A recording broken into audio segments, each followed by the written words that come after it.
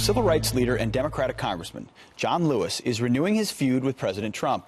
He says he's skipping today's opening of the Mississippi Civil Rights Museum because President Trump will be there. Now, is this just more divisive politics from Dems? Well, Fox News contributor Deneen Borelli joins us with her reaction. Deneen, obviously, emotions will be high today in Jackson, Mississippi, as this incredible museum is open with lots of feelings on all sides of the issue. What's your take? Well, I think these representatives are doing a disservice to their constituents because I find this to be a divisive tactic.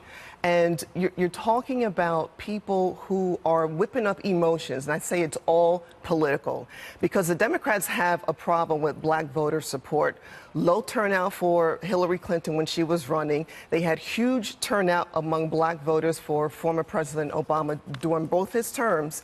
Now they have a really big problem because they don't have a platform. What are they running on? They run on the race car, they run on identity politics. That's all they got.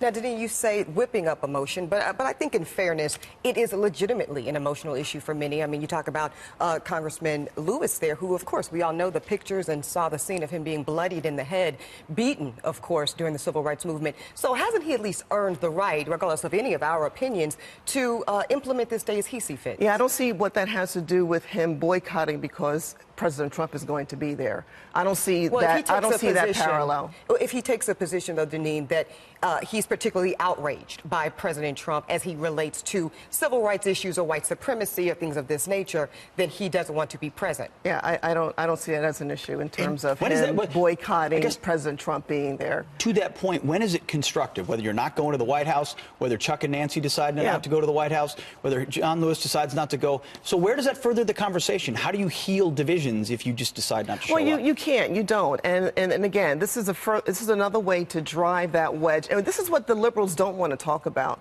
how successful the Trump presidency has been to date. You had the gentleman on talking about economics. Job growth, manufacturing has gone up in jobs. Unemployment is very low now, especially it's a 10-year low among black Americans. The market has gone through the roof, and they don't want to talk about how well the President Trump is doing in terms of his first year in office. We should mention, you said the representatives, it's not just John Lewis, it's Benny Thompson as well, a Mississippi representative. I grew up in Memphis, went to Ole Miss. My question for you finally, Deneen, is just, does this matter? This is going to cause divisions. This is not going to be good for the country, and certainly not for the folks in Mississippi if it breaks the parts.